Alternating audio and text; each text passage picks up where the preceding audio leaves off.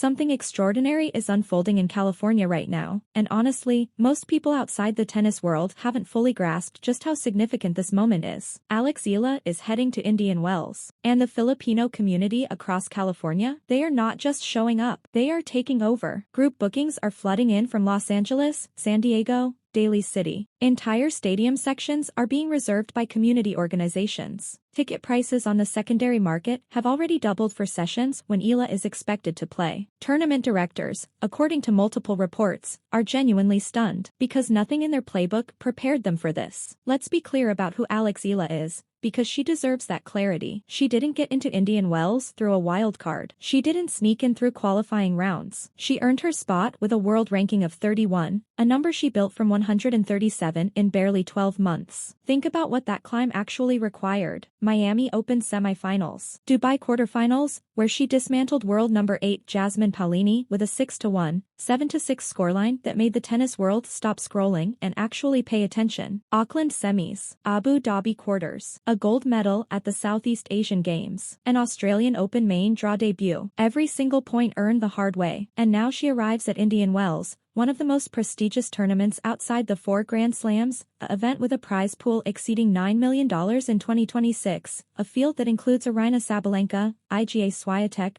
Coco Gauff, and the defending champion Mira Andreeva, the absolute cream of women's tennis. And somehow, a 31st-ranked 19-year-old from the Philippines is generating more commercial buzz than nearly anyone else on that entry list. That's not hype, that's the Eala effect landing on American soil for the first time. California is home to the largest Filipino diaspora in the entire United States. That community is large, deeply connected, passionate about sports, and they have been patiently waiting for exactly this kind of moment. A Filipino player, competing not just at the professional level but winning at it, breaking through, being called one of the biggest draws in the sport by former top 10 professionals, having her portrait hung at Nike World Headquarters in Oregon with the words, "History in full bloom." That combination, the athletic achievement plus the cultural pride, has created something the Indian Wells Tennis Garden has simply never seen before. In Dubai, the Filipino crowd turned an entire arena into something that felt more like a national celebration than a tennis match. Coco Gauff literally acknowledged the crowd after her quarterfinal win over Eala, because you couldn't ignore them even if you tried. Now imagine that energy multiplied on home soil. That's what's coming to California, so I want to hear from you. Do you think Alexa Eala reaches the semifinals at Indian Wells this year? And will the Filipino crowd in California become the loudest, most electric fan base this tournament has ever witnessed? Drop your prediction in the comments right now, because history might just be happening, and I want to know if you see it too.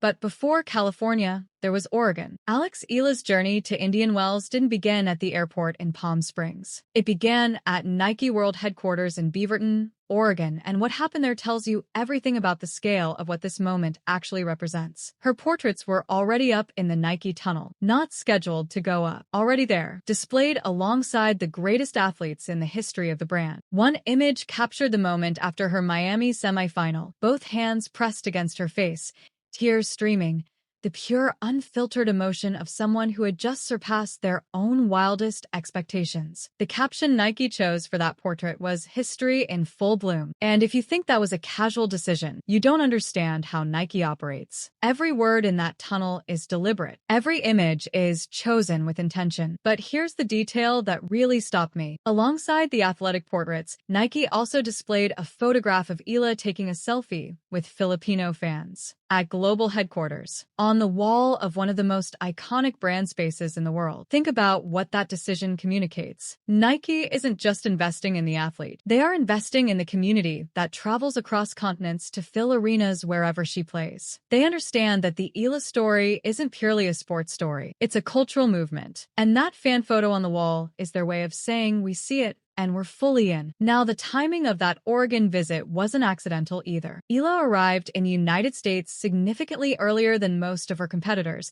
and that decision reflects exactly the kind of preparation that has defined her entire career. Indian Wells presents a very specific physical challenge. The California desert is dry, the altitude subtly changes how the ball moves through the air, and the court conditions feel meaningfully different from the Middle East and Oceania swings she had been competing on earlier in the season. Arriving late and hoping your body adjusts in time is not how you compete at this level. Arriving early, getting your body synced to the time zone, getting your feet familiar with the surface, getting mentally settled before the tournament chaos begins. Those are the small margins that quietly separate results at a draw filled entirely with elite players. This is the Rafa Nadal Academy Foundation showing itself. 7 years inside a program built on meticulous preparation and an almost obsessive work ethic doesn't just make you a better ball striker. It shapes how you think about competition, how you plan, how seriously you take the details that most people overlook. Eala doesn't arrive at tournaments hoping things will click. She constructs the conditions for things to click well in advance. And entering Indian Wells with a top 30 ranking rather than clawing through qualifying rounds carries more weight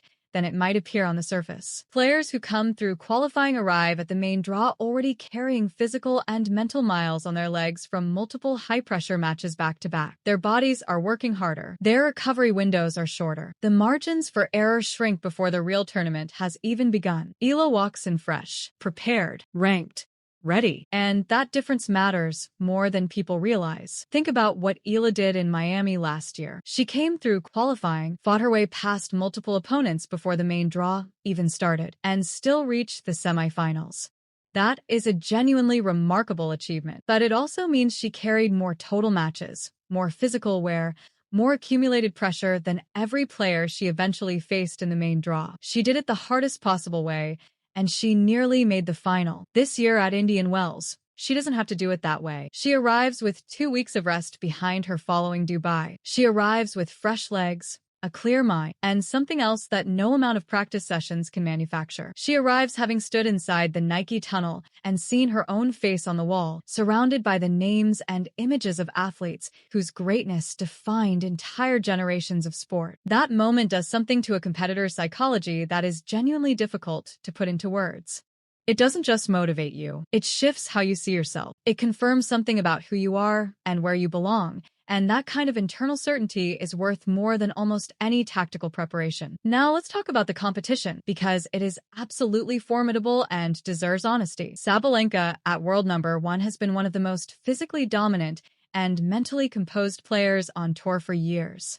Swiatek has spent extended periods as the best player on the planet and remains one of the most complete competitors the women's game has produced in recent memory. Andreeva is the defending champion at this very event. On any given day, any one of them is capable of ending anyone's tournament, full stop. But the conversation around Eala at Indian Wells isn't really about whether she beats the world number 1 in straight sets in her opening match. That's not the point. The point is what happens over 2 full weeks when a player with her form, her momentum, her cultural significance, and her fan base starts moving through rounds one by one. Because every opponent who faces her at this tournament will have to perform under conditions unlike anything they typically encounter in the regular draw rounds. Thousands of Filipino supporters creating noise at a volume and intensity that this tournament has simply never experienced at this stage of the competition. That is a real competitive variable, and it consistently favors the player those fans are cheering for. Sam Querrey and Steve Johnson said earlier this year that Eala's drawing power had already surpassed what Jannik Sinner generated on the men's side in 2025. At the time, some people pushed back on that claim. Those people have been quiet ever since. Auckland was remarkable. Melbourne broke records. Abu Dhabi was electric. And in Dubai, Coco Gauff turned to the stands after her quarterfinal win and directly addressed the Filipino crowd,